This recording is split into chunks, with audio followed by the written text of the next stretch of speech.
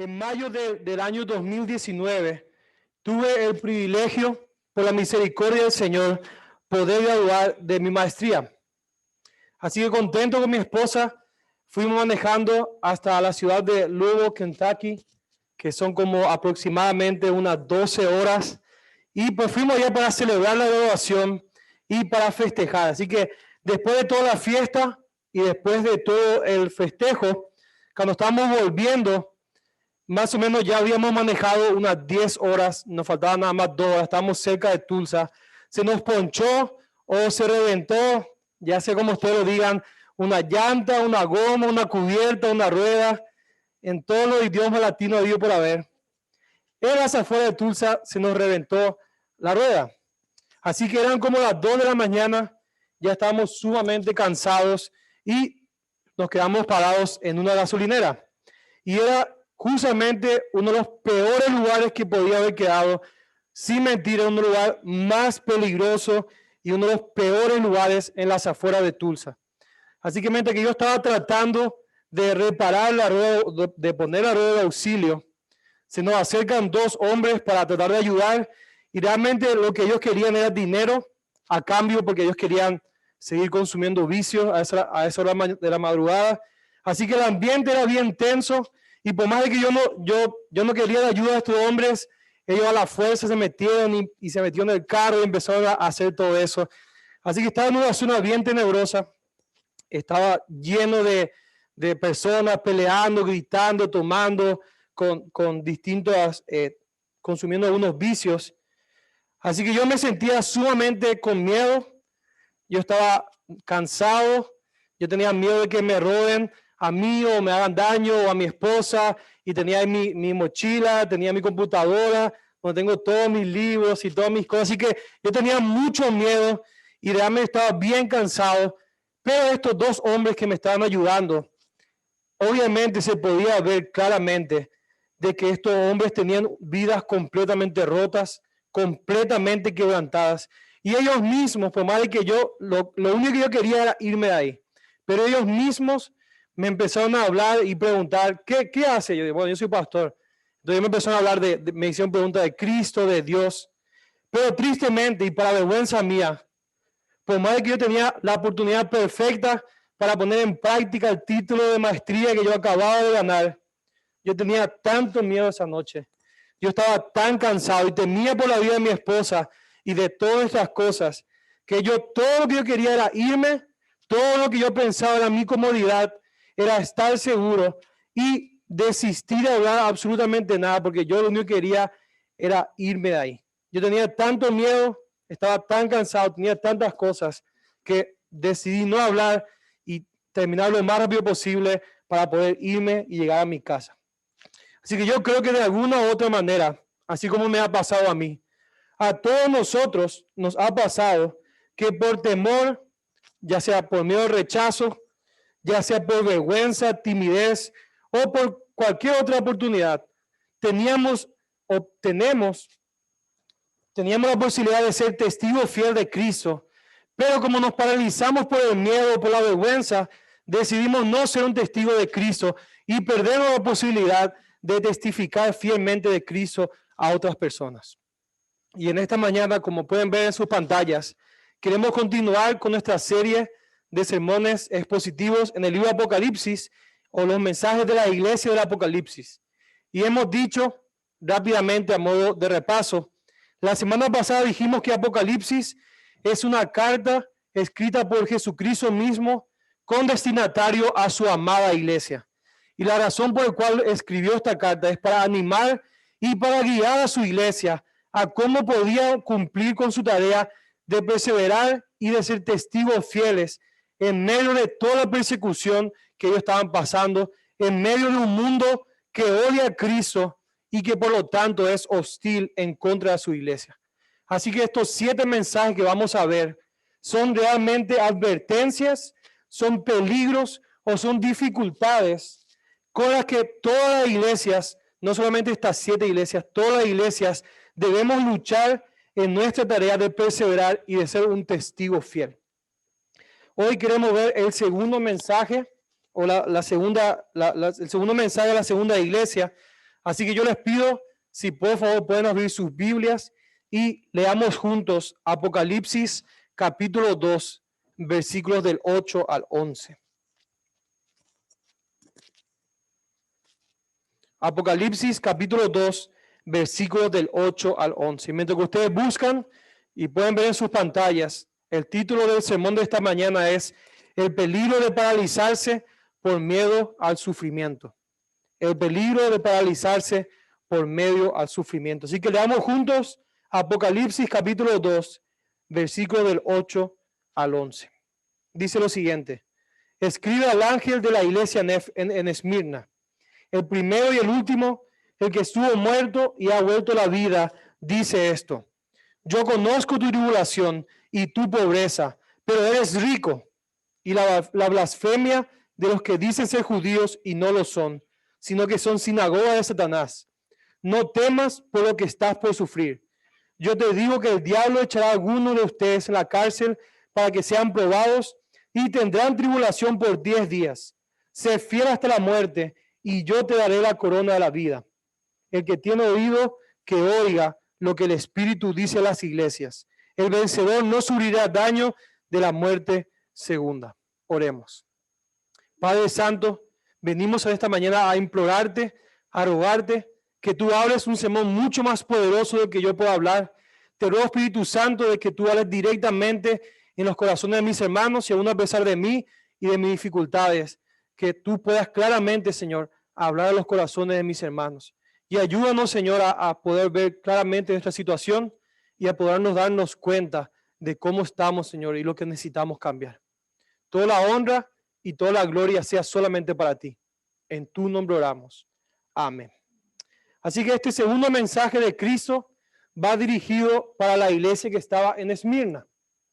Y ya hemos dicho de que por más de que está dirigido a estas iglesias, no estaba limitado solamente a estas iglesias, sino que la idea era que tenía que ir rotando a las distintas iglesias de Asia Menor. Así que la ciudad de Esmirna era una ciudad que era bastante grande, era una ciudad bien bonita y era una ciudad sumamente próspera debido al gran comercio que ellos tenían en esa ciudad. En la parte política, la ciudad de Esmirna, ellos eran sumamente aliados y eran muy unidos al Imperio Romano y a Roma. En el año 195 a.C., ellos construyeron un templo y dedicaron ese templo a la diosa Roma. En el año 26 después de Cristo, ellos dedicaron también un templo al que era en ese entonces el emperador Tiberio, y ellos se jactaban, ellos estaban orgullosos de que ellos eran los primeros en hacer un templo y en rendir culto al emperador, al decir que el emperador, al reconocerlo, que ese emperador era literalmente un dios. Así como ya se imaginan, debido a todo esto, ellos eran muy famosos y eran muy bien vistos para Roma y tenían mucha gracia para con el emperador y para con todo el imperio romano. De hecho, los antiguos escritores alaban en gran manera a la ciudad de Esmirna porque consideraban que era una ciudad sumamente hermosa debido a sus edificios, debido al templo de Zeus, al templo de Cibeles y del trazado de sus calles. La ciudad de Esmirna era conocida como la Corona de Esmirna. Y en esa ciudad habitaban muchos judíos que al parecer ellos invirtieron mucho dinero y participaron para que se embellezca la ciudad de Esmirna.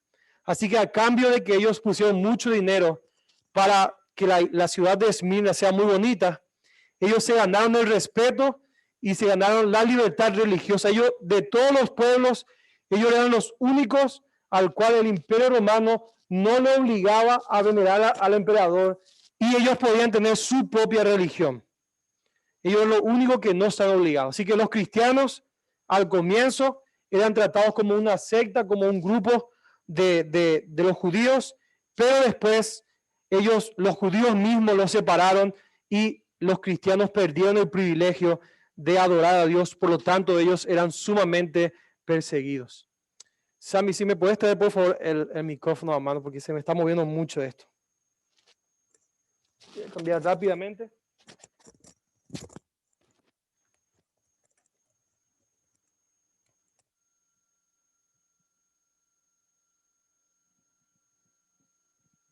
Ahora sí, creo que se escuchaba medio raro y se movía mucho el micrófono. Así que con toda esta información en mente, vamos a pasar a analizar lo que es la carta de Cristo para esta iglesia.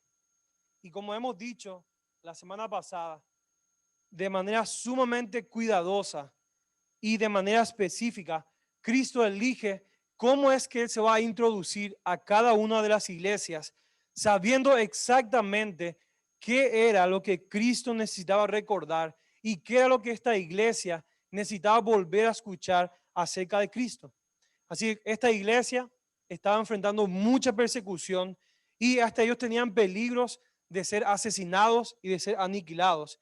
Así que en el versículo 8, Jesús se identifica o se presenta como el autor de la carta y Él les recuerda que yo soy el primero y yo soy el último. Él les dice, yo soy el Dios soberano y yo soy el rey de todo. Eres el primero y eres el creador de todas las cosas. Y como hemos visto, Él es el que ha hecho todo eso. Y como vimos el miércoles, que toda la creación fue creado por Dios, pero Dios es el único ser que es preexistente, que es eterno. Así que Él no fue creado. Él es el primero y es el creador y el dueño de todas las cosas. Pero también es el último, el primero y el último. Él es la palabra de Dios fiel y verdadera. Y Cristo pondrá fin a la historia humana cuando regrese a juzgar a los vivos y a los muertos en su segunda venida y a establecer la nueva creación. Así que el pastor Juan Sánchez dice que independientemente de cuáles son nuestras circunstancias, ya sea pasadas, presentes o futuras, Jesús es el que controla absolutamente toda la historia desde el principio hasta el final. Eres el Señor de toda la historia, incluyendo la historia que a ti ni a mí tal vez no nos agrada o no nos simpatice mucho. Así que Jesús no solamente gobierna la historia, no solamente es el que empezó y el que va a terminar todo, sino que Él mismo, el Cristo, decidió hacerse hombre y Él mismo decidió entrar en la historia. Él dice a la iglesia, yo soy aquel que estuvo muerto, pero el que ahora ha vuelto a la vida. Y hace más de 2000 años, como la palabra de Dios mismo nos dice, el gobernante de toda la historia, el gobernante y creador de todas las cosas, Cristo, decide hacerse hombre, decide vivir una vida perfecta y finalmente Él murió y resucitó al tercer día. Y la resurrección de Cristo es la prueba, es la evidencia de su victoria y de que Él ha conquistado el pecado y ha conquistado la muerte. Él ahora posee las llaves de la muerte. Por lo tanto, para todo aquel que se identifique con Cristo ahora, con el Cristo resucitado, con el Cristo glorificado, puede tener la confianza de que aunque nosotros muéramos, aunque nosotros, ya sea que tarde o temprano vamos a morir, tenemos la confianza de que vamos a vivir por toda la eternidad porque Cristo ha vencido por nosotros. Así que Jesús, en simples palabras, lo que está recordando esta iglesia y con la manera en que está introduciéndose, Él está diciendo, no teman a ellos y en lo que ellos pueden hacerlo. Yo estuve muerto, pero ahora yo vivo. Yo ya he vencido, yo ya he conquistado a la muerte. Por tanto, yo puedo sostener, yo tengo el poder suficiente para sostenerles y para sustentarles en este momento tan difícil que ustedes están enfrentando. No importa qué es lo tan difícil que ustedes están viviendo, yo ya he vencido a la muerte, yo ya he vencido al pecado y yo puedo sostenerle.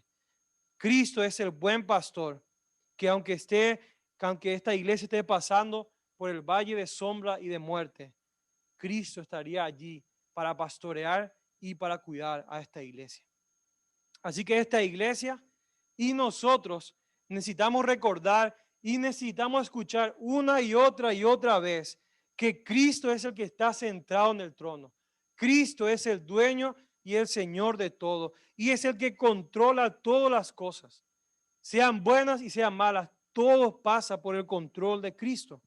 Y aunque los hombres quieran perseguirnos, aunque los hombres quieran ir en contra de la iglesia inclusive quieran matarnos, inclusive lo logren y nos maten, Cristo ya venció la muerte.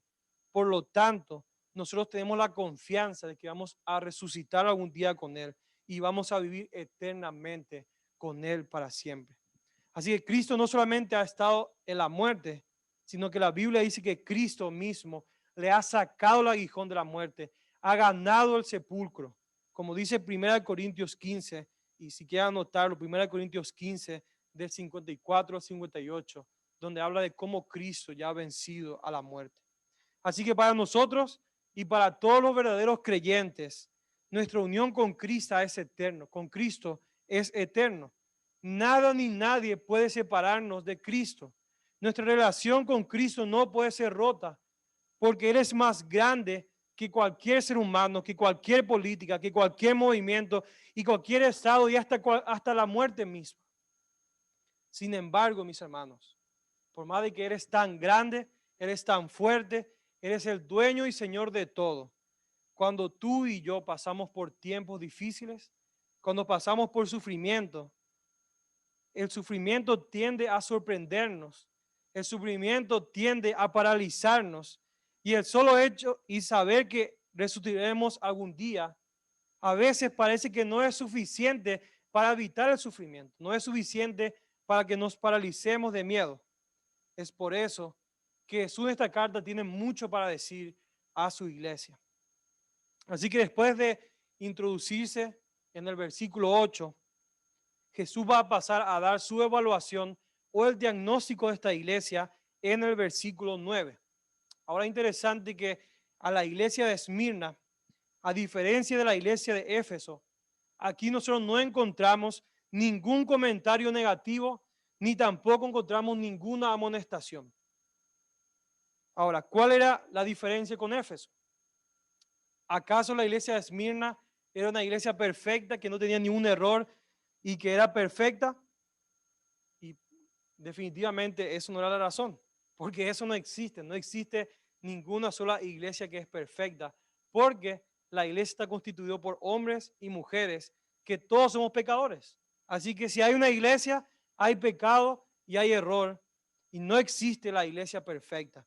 Pero la razón por la cual Cristo hace eso es que Cristo decide sencillamente animar y alentar a esta iglesia que estaba sufriendo tanto. Y quiero volver a leer el versículo 9, que dice lo siguiente: yo conozco tu tribulación y tu pobreza, pero tú eres rico.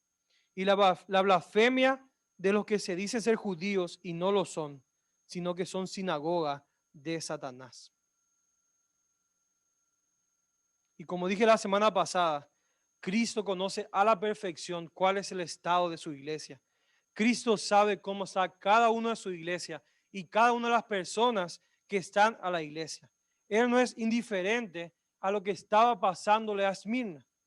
Así que Jesús les dice: yo conozco cuál es su tribulación, yo conozco la pobreza en lo que ustedes están, yo sé lo mucho que ustedes están sufriendo. Jesús sabía todo lo que ellos estaban pasando, las lágrimas y todo este momento difícil que ellos estaban pasando.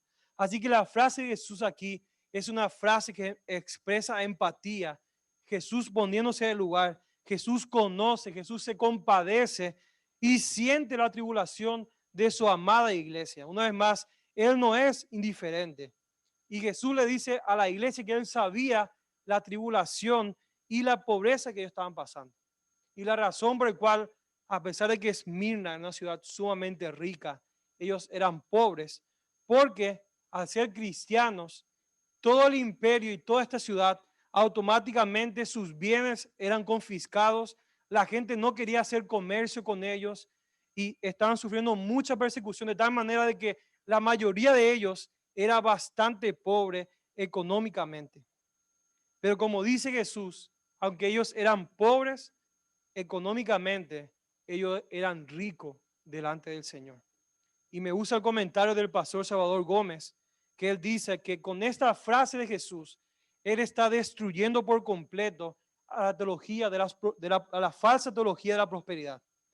Es interesante que Jesús no les dice: ustedes son pobres y ustedes están sufriendo y usted está pasando de mal porque ustedes no tienen la fe suficiente. Iglesia de Esmirna, Ustedes deben declarar y deben decretar y deben arrebatar las promesas de riqueza para su vida. Y todo esto es porque ustedes no tienen fe. Jesús no le dice eso. Y Jesús no solamente no hace eso, sino que Jesús hace exactamente lo contrario. Jesús los alaba, Jesús los exalta, los aplaude, porque debido a la pobreza que ellos estaban pasando, porque su pobreza se debía a su fidelidad al Señor. Estos cristianos de Esmirna fueron realmente impactados por las verdades del Evangelio, de tal manera que ellos estuvieron dispuestos a perder su dinero, a renunciar a las riquezas de este mundo, con tal de ganar las riquezas de Cristo y de su reino. Ellos entendieron este concepto que Jesús da en Mateo 13, 44 al 46, que cuando encontramos a Cristo, la piedra de gran valor, vendemos todo y renunciamos a todo lo demás para comprar esta piedra de un valor incalculable. Amada iglesia, el reino de Cristo, como dicen muchos teólogos, es el reino de cabeza. Y la razón por la cual es el reino de cabeza, porque es un reino donde nosotros renunciamos a los tesoros que este mundo nos puede dar, porque queremos obtener los tesoros en los cielos. Donde ahora lo que más nos importa es invertir en los reinos de los cielos, en el reino espiritual, y ya no nos importa ser millonarios en este reino terrenal. Y tú puedes pasar toda la semana trabajando y puedes trabajar 40, 60, 80, 100 horas a las semanas tratando de ganar más y más y obtener más dinero y más posesiones y más cosas. Pero al final de cuentas, nosotros no podemos llevar absolutamente nada de las cosas materiales que nosotros podemos obtener aquí. Nosotros podemos esforzarnos todo, pero al final de cuentas, realmente si pensamos, no vale la pena, porque nada de lo que conseguimos en esta tierra vamos a poder llevar. Cuando morimos, todas nuestras cosas van a quedar aquí. Así que, ¿por qué invertir tanto en hacer tesoros en la tierra y no tesoros en los cielos? Cuando allá sí va a haber recompensas y el tesoro que podemos acumular allá va a ser eterno. Así que esta iglesia es alabada por Cristo y nosotros debemos prestar mucha atención y debemos, ya que la situación que estaba pasando esa iglesia, posiblemente ya estamos o vamos a estar viviendo cosas parecidas a lo que ellos estaban pasando. Posiblemente todavía, o no sabemos qué va a pasar, pero posiblemente todavía a nosotros no nos van a matar por ser cristianos, pero por ser fieles a Cristo. Ahora mismo nosotros vamos a perder amigos, vamos a perder familiares, posiblemente podamos perder oportunidades de becas en la escuela o en la universidad, oportunidades de trabajo por culpa de nuestra fe y de nuestras creencias en el Evangelio, y posiblemente muchos otros beneficios al identificarme como un cristiano. Me acuerdo que hace un tiempo atrás el pastor Luis Soto, cuando estaba viviendo en Utah, él me estaba contando que como en Utah la mayoría son mormones, ningún cristiano tenía acceso a comprar una casa porque ningún banco le daba un crédito. Todos los bancos le negaban a él solamente porque era cristiano y porque él es un pastor, y él no tenía manera de comprar nada ahí o que un banco le dé un crédito por el simple hecho de que él era un cristiano. Así que identificarse con Cristo en un mundo que odia a Cristo, en un mundo que está en contra de Cristo y que está en rebeldía a Cristo, tiene y tendrá consecuencias. Nosotros no podemos evitar las consecuencias. Y Jesús aquí le está avisando a ellos y está dejando saber de que tienen que prepararse para lo que iban a estar viviendo. Jesús les dice que él también conocía la blasfemia de los que se decían llamar judíos y que realmente no lo eran, sino que eran sinagoga de Satanás. Y realmente esta expresión es muy fuerte. Y nosotros pensar que los judíos, el pueblo escogido de Dios del Antiguo Testamento, los que tenían los pactos y las promesas y los profetas, ahora son llamados, o este grupo específico, son llamados sinagoga de Satanás. Y la mayoría del sufrimiento que la iglesia de Cristo estaba pasando era por culpa de los judíos. Los judíos odiaban tanto y estaban en contra de los cristianos que ellos mismos eran los que entregaban a los cristianos a los imperios romanos para que el imperio mismo vaya en contra de la iglesia y persiga a la iglesia y hasta mate a la iglesia. Ellos tenían mucho celo, ellos tenían mucho odio en contra de la iglesia de Cristo y de los cristianos. Y nosotros podemos encontrar muchos ejemplos en el libro de Hechos acerca de eso, pero yo quiero mostrar nada más un ejemplo bien rápido.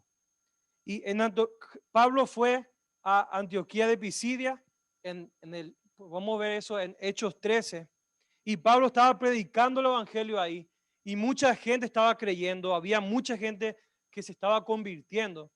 Y en los versículos 44 y 45 se nos dice lo siguiente: el siguiente día de reposo, casi toda la ciudad se reunió para oír la palabra del Señor. Pero cuando los judíos vieron la muchedumbre, se llenaron de celo y blasfemando contradecían lo que Pablo decía. Y luego en el versículo 50 dice lo siguiente: pero los judíos instigaron a las mujeres piadosas y distinguidas y a los hombres más prominentes de la ciudad y provocaron una persecución contra Pablo y Bernabé y los expulsaron de su región. Hay todavía historia más fuerte donde los mismos judíos quieren matar a Pablo, ya está apedreando a Pablo y lo dejan tirado pensando que Pablo ya estaba muerto. Así que, ¿por qué razón los judíos se oponían tanto a la iglesia de Cristo? ¿Por qué estos judíos que vivían en Asia Menor odiaban tanto a los cristianos? Y el pastor Juan Sánchez explica que los judíos estaban celosos porque ellos se consideraban que ellos eran el verdadero pueblo de Dios y no estos cristianos judíos que se hacían llamar el pueblo de Dios ahora. Estos judíos, ellos esperaban todavía que su Mesías regresara y que restaurara a Israel. En cambio, estos cristianos decían que el Mesías ya vino, el Mesías ya ha venido y que ya está cumpliendo sus promesas de restauración del verdadero pueblo de Dios y del pacto inaugurado por la muerte y la resurrección de Jesucristo.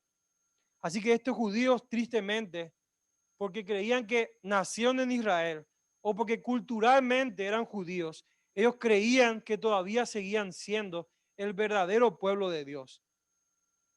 Pero al oponerse a los cristianos, a perseguir a los cristianos, en realidad ellos se están oponiendo a Cristo, al Mesías, y con eso ellos demostraban que en realidad no eran verdaderamente judíos, porque al igual y que tampoco eran el verdadero pueblo de Dios. Al contrario, Jesús mismo, no soy yo y no es mi teología, Jesús mismo los llama a ellos por lo que ellos estaban haciendo y la manera que estaban comportándose, hijos de Satanás, al igual que su padre, porque se oponían a Cristo y al verdadero pueblo de Dios, que son todas las personas que verdaderamente ponen su confianza en el Mesías que es Cristo. Un verdadero judío, como dice Pablo, no es aquel que nació de manera cultural en Israel, es aquel que cree en Cristo como el Mesías y que pone su fe en él. Y tristemente vemos que todo esto era obra de Satanás. Ellos eran una sinagoga de Satanás. Y la Biblia describe a Satanás como el mentiroso y como un asesino. Él se opone a Cristo. Y si usted, y lo dejo como tarea para que ustedes puedan ver en su casa, en el libro de Apocalipsis capítulo 12, ahí se describe esta batalla épica en donde Satanás, el gran dragón o la serpiente antigua, él se opone a Cristo e intenta asesinar a Cristo en los versículos 1 al 6. Pero Jesús lo derrota mediante su muerte y su resurrección en la cruz en los versículos 7 al 12. Así que cuando Satanás se da cuenta de que fue derrotado por Cristo, de que no hay manera que puede vencer a Cristo, ahora él cambia a su enemigo y él empieza a hacer guerra y a perseguir a la iglesia en los versículos 13 al 17. Y la palabra blasfemia que se usa aquí en el versículo 9 también puede traducirse como mentira, como engaño, difamación o calumnia. Estos judíos, esta sinagoga de Satanás, que gozaban de libertad y que tenían gracia entre el imperio romano, ellos estaban difamando a los cristianos, ellos estaban acusando a los cristianos falsamente y creando muchas mentiras y diciendo de que ellos no veneraban al emperador, de que ellos querían ir en contra del imperio, de que ellos querían independizarse y un montón de otras cosas. Y por culpa de esas mentiras y esas difamaciones, era que la iglesia estaba sufriendo terriblemente. Así que esta es la evaluación o el diagnóstico que Cristo hace de la iglesia de Esmirna. El mensaje que ellos estaban recibiendo no era ni fácil ni tampoco era desalentador. Imagínense que Cristo nos envía una carta, dice, yo sé el sufrimiento, pero todavía va a venir más sufrimiento. Inclusive ustedes van a ser asesinados por ser fieles a mí. Así que esta carta no era una carta fácil, no era algo muy alentador para ellos. Ellos estaban sufriendo y esto se iba a poner todavía peor. Así que Cristo no solamente da su evaluación, no solamente Cristo conoce a la perfección a su iglesia, sino también Él les da el antídoto o la solución en el versículo 10 para combatir o cómo ellos tenían que vivir lo que ellos estaban pasando o experimentando. Y aquí el Señor, la receta del Señor para esta iglesia eran dos cosas: no temer y ser fieles hasta la muerte. Así que lo primero que le dice, Señor, es que ellos no tenían que temer.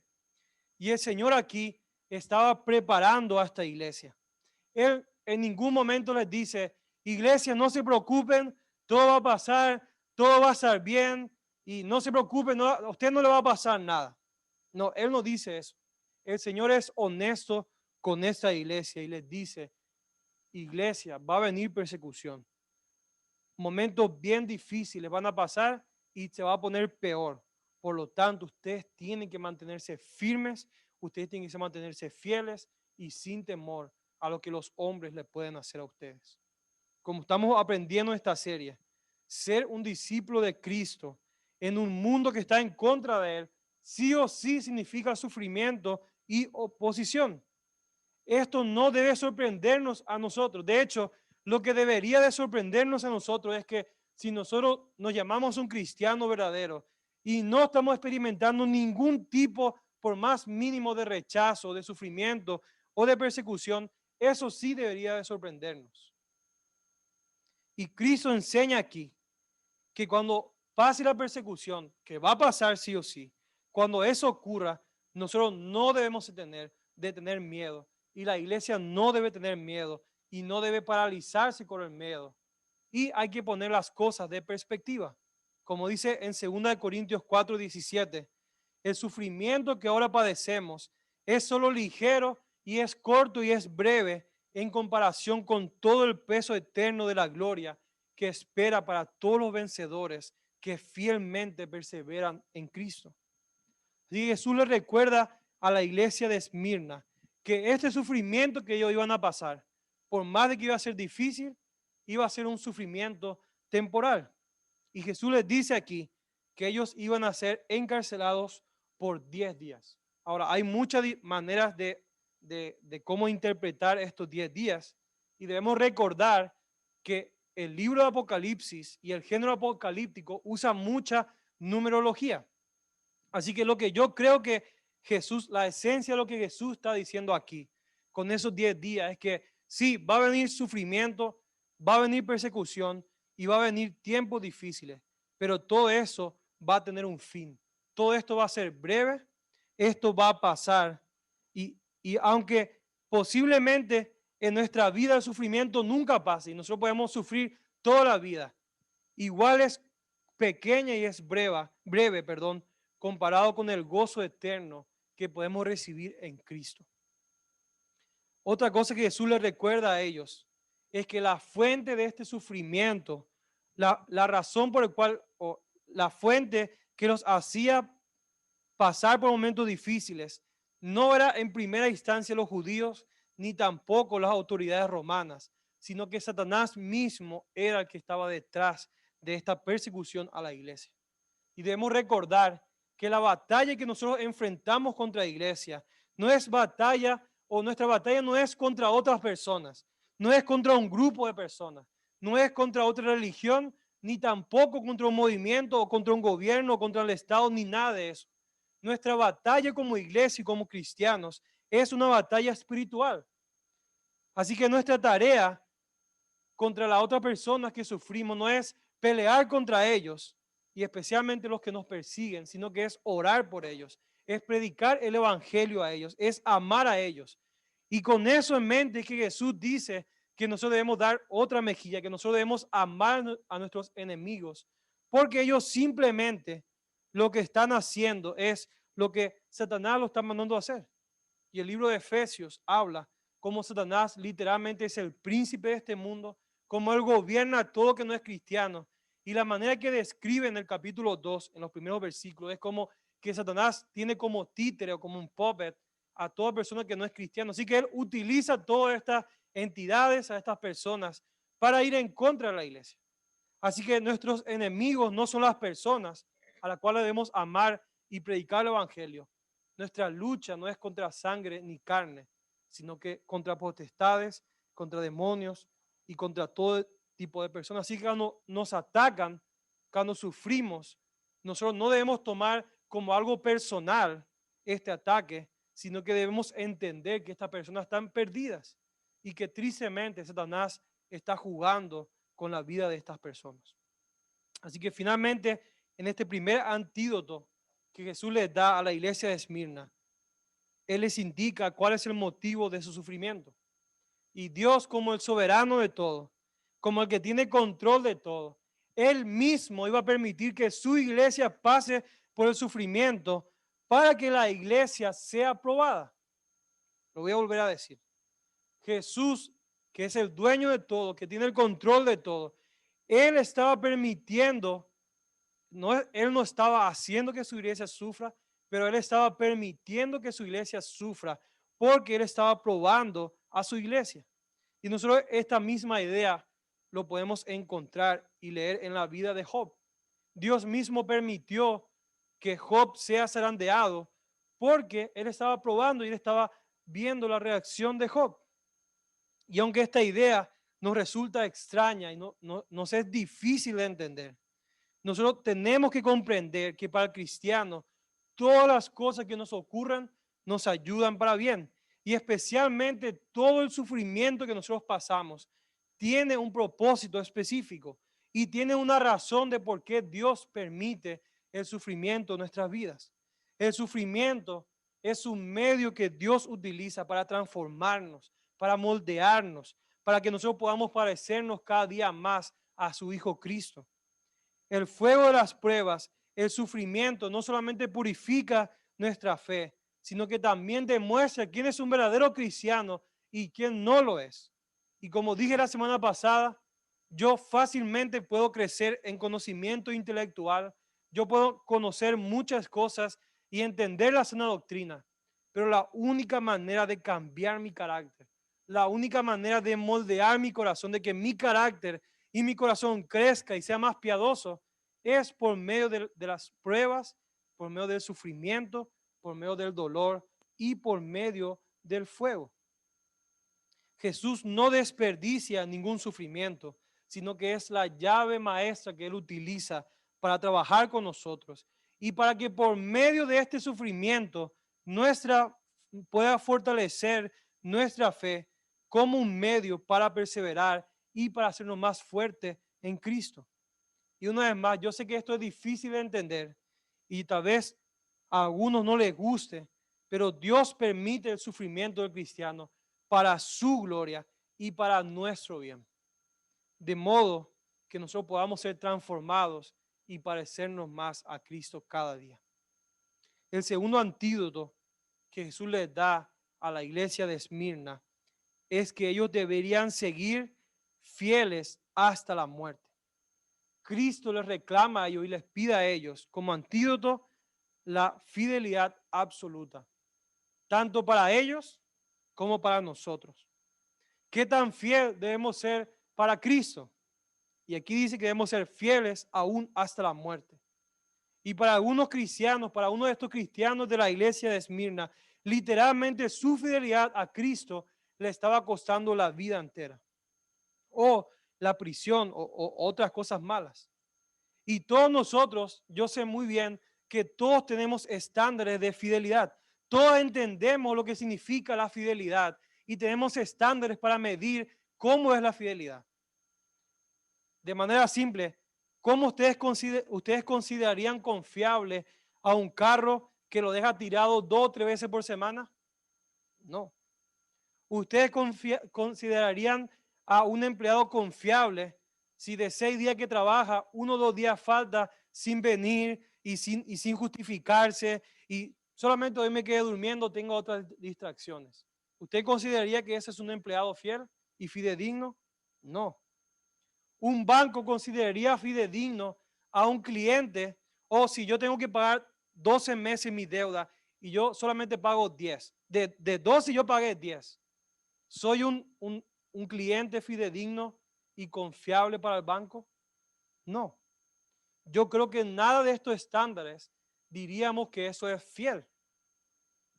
Y si nosotros llevamos esos estándares de fidelidad y lo usamos para nuestra vida espiritual, para medir nuestra vida espiritual, déjame preguntarles, ¿eres tú realmente un cristiano fiel?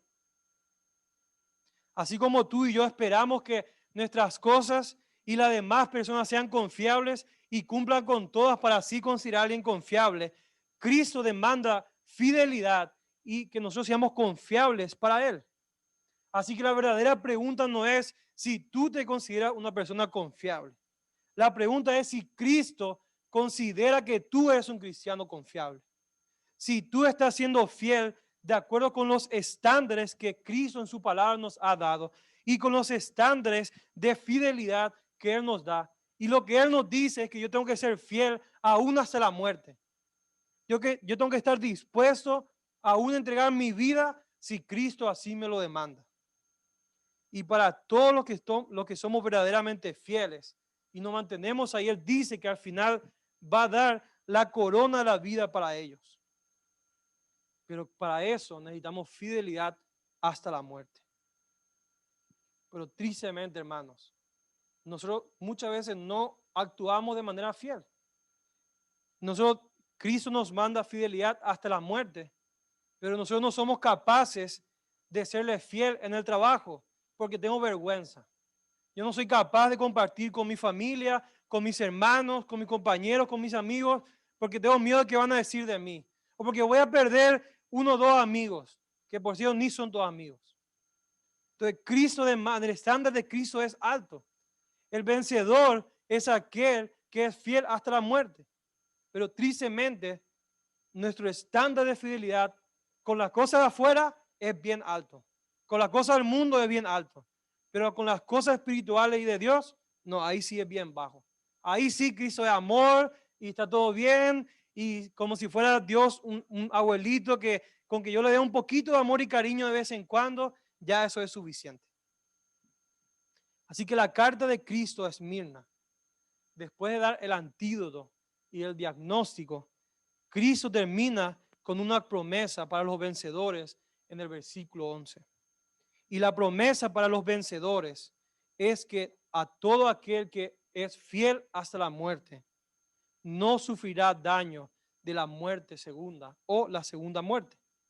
El Cristo resucitado es el Cristo que murió y volvió a la vida. Es el Cristo que conquistó la muerte y la muerte ya no tiene poder sobre él. De la misma manera, para todo cristiano que persevera fielmente en Él y que está dispuesto a serle fiel aún en la muerte y que es victorioso ante Él, no tiene por qué temerle a la muerte segunda. Ahora muchos se preguntan, ¿qué es la muerte segunda? Todos sabemos que todos vamos a morir por lo menos una vez si es que Cristo no viene antes. Y el libro de Apocalipsis, en el capítulo 20, versículo 14, o en el 21:8 nos explica que la muerte segunda es una manera de llamar al lago de fuego o al castigo eterno o como todos nosotros lo conocemos, el infierno.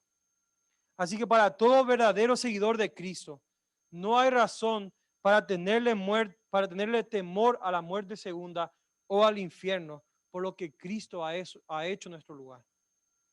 Así que para todo aquel que en esta mañana, para todo aquel cristiano, no tiene por qué temer a la segunda muerte. Pero para todo aquel que no es un cristiano, para todo aquel que no ha puesto verdaderamente su fe en Cristo como su único Señor y Salvador y no se ha arrepentido de sus pecados, yo tengo que advertirte que tú sí debes tener mucho miedo y mucho temor a la muerte. Nuestra vida aquí en esta tierra es sumamente corta. Y el coronavirus ha demostrado que un simple virus tan pequeñito que ni podemos ver es capaz de asesinar a gente de toda edad y de toda clase social. Así que la única esperanza que tenemos, la única cosa que me va a salvar de la muerte segunda es Cristo. No eres tú, no son tus obras, ni nada de lo que tú puedas hacer, ni nada de lo que tú eres puede salvarte, sino solo y exclusivamente Cristo. Así que mi pregunta para ti es, ¿qué estás esperando para correr a Cristo? ¿Qué estás esperando para entregar tu vida a Cristo, sabiendo el gran peligro que corres? Así que si tú quieres saber más de Cristo, si tú quieres aprender más de este evangelio, quieres saber por qué razón necesitamos entregar urgentemente nuestra vida a Cristo, yo te invito que puedas quedarte sentado al final del servicio, cuando todos se paren y vamos para el café, puedes quedarte sentado y con mucho gusto uno de los pastores o líderes de esta iglesia te podemos explicar más. Y alguien que literalmente se aferró a estas promesas y que fue un ejemplo de fidelidad es el pastor de Esmirna que se llamaba Policarpo. La tradición dice que el apóstol Juan, el que está escribiendo esta carta o el medio que utilizó Jesús para escribir esta carta, la tradición dice que él mismo puso como pastor en la ciudad de Esmirna a Policarpo. Y en el año 155 después de Cristo, Policarpo ya era un anciano y porque él era de avanzada edad, el gobierno del Imperio Romano le ofreció, si tú te retractas de tu fe y tú niegas a Jesucristo, no te vamos a matar y no va a ser aniquilado.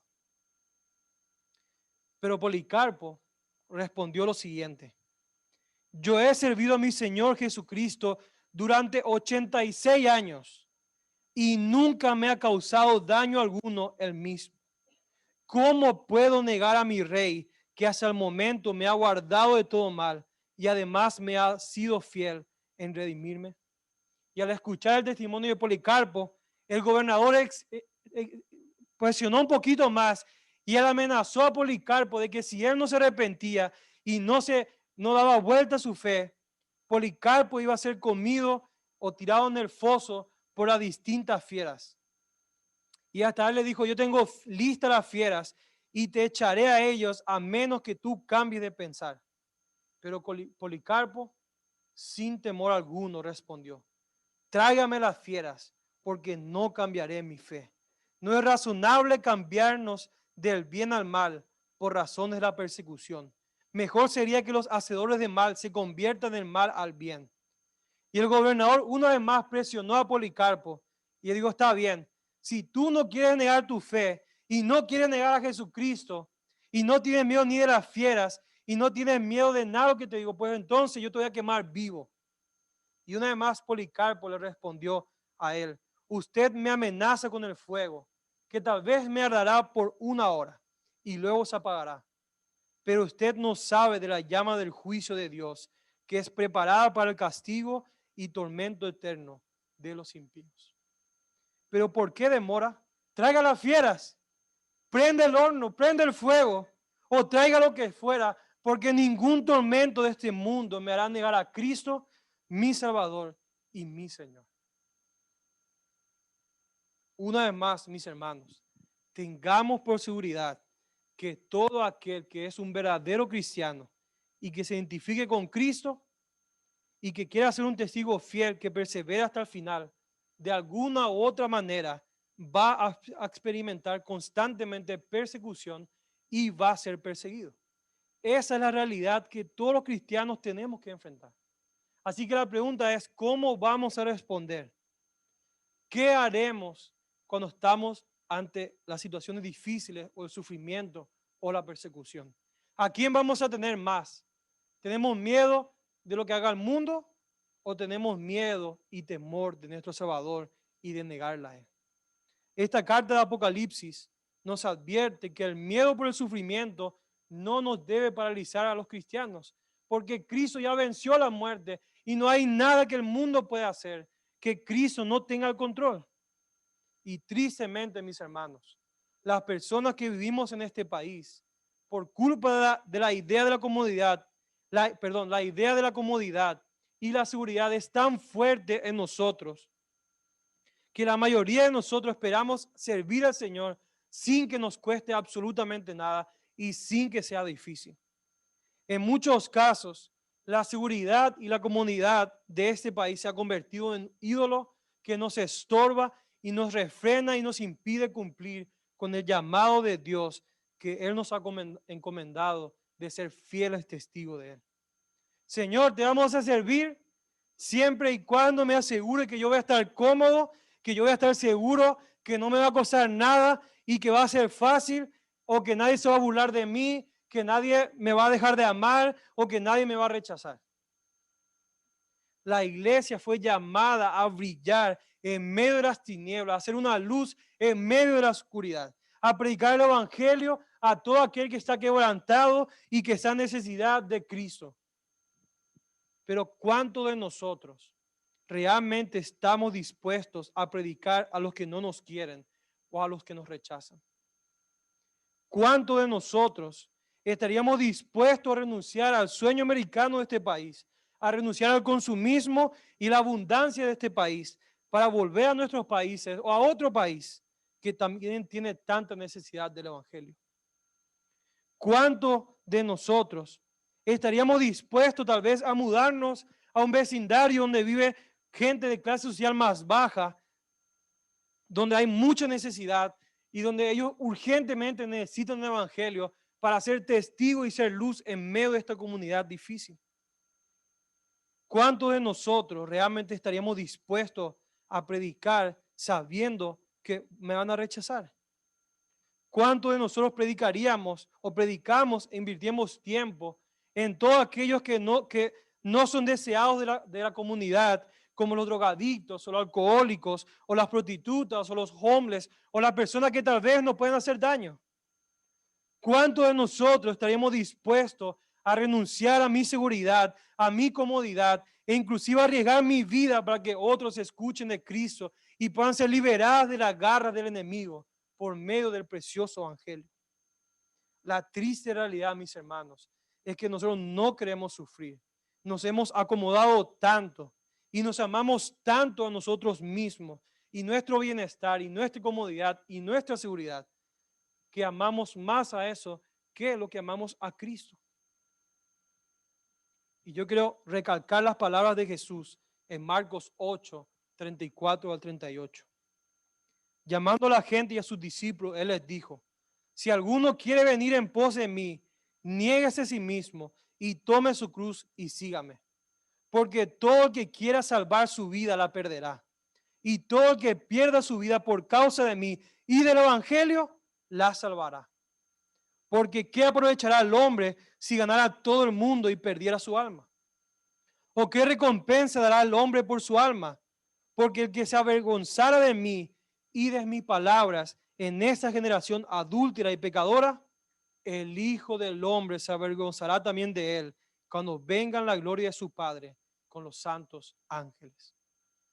Mi amada Iglesia Bautista Central, urgentemente necesitamos arrepentirnos por los ídolos que tenemos en nuestro corazón y necesitamos que la palabra de Dios moldee nuestra mente, moldee nuestros pensamientos, moldee la manera que vivimos y nuestras convicciones.